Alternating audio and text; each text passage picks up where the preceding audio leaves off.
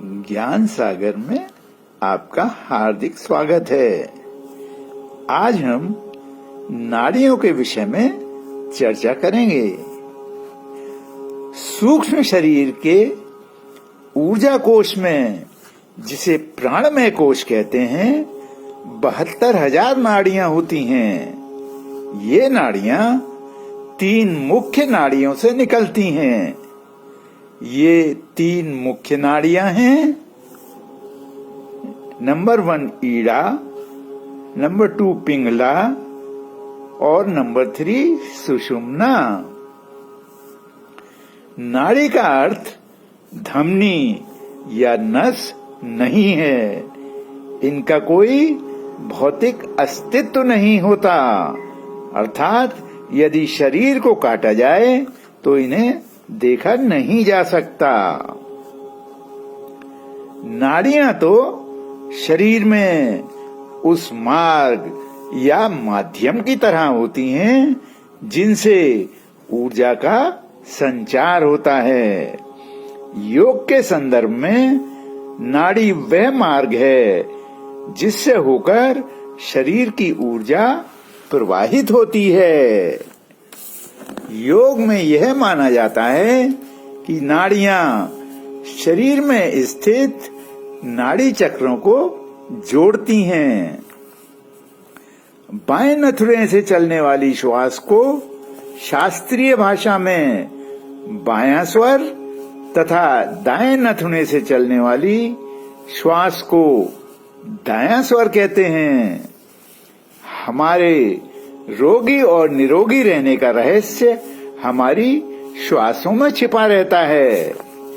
प्रायः हम जिस प्रकार श्वास लेते हैं उससे हमारी ईड़ा और पिंगला नाड़ी पूर्ण रूप से सक्रिय नहीं हो पाती, तो फिर सुषुम्ना नाड़ी के सक्रिय होने का तो प्रश्न ही नहीं उठता। यदि ईड़ा और पिंगला दोनों नाड़ियां पूर्ण रूप से सक्रिय हो जाएं, तो किसी प्रकार का रोग और शोक नहीं हो सकता। कभी हम बाएं नासिका छिद्र से सांस लेते हैं तो कभी दाएं से।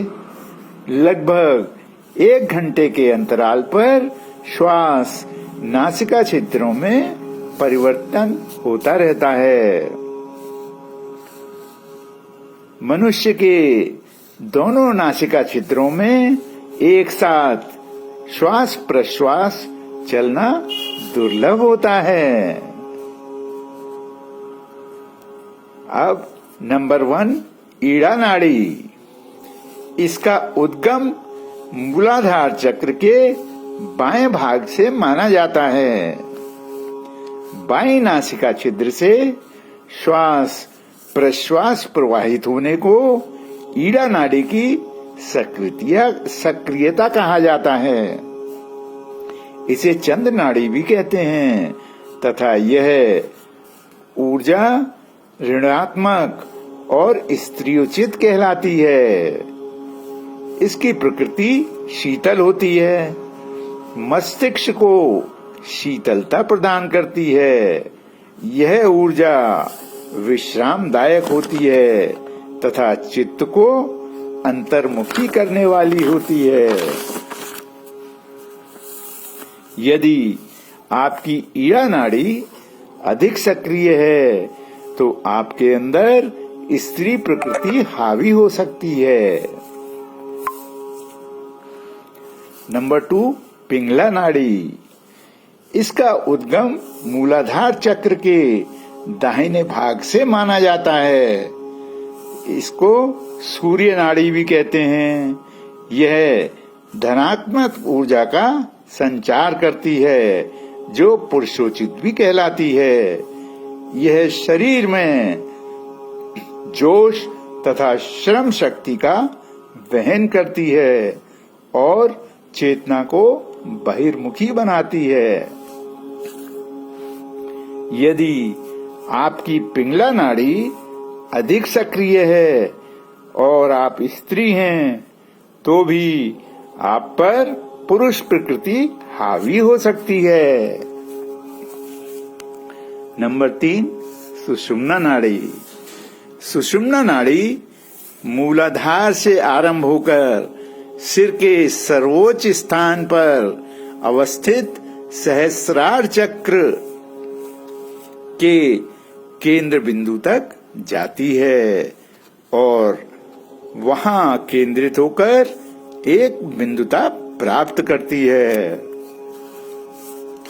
इसलिए सहस्रार चक्र के केंद्र बिंदु को सुषुम्न बिंदु कहते हैं।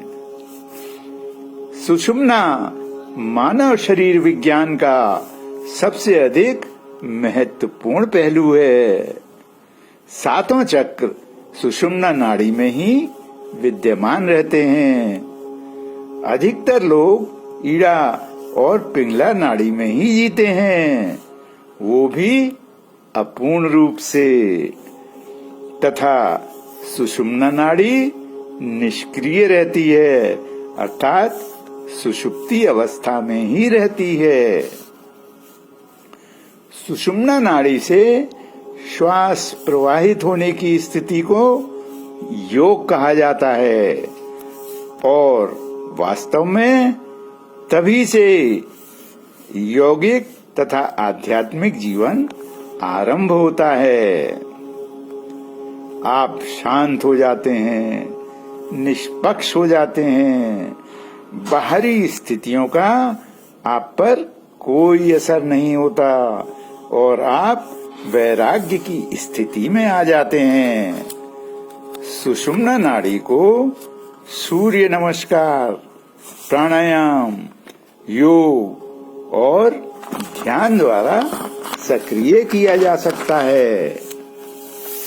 सुषुम्ना नाड़ी के सक्रिय होने से मनुष्य सुंदर और दीर्घजीवी हो जाता है, यहाँ तक कि सिद्ध पुरुष बनकर ईश्वर की अनुभूति भी कर सकता है।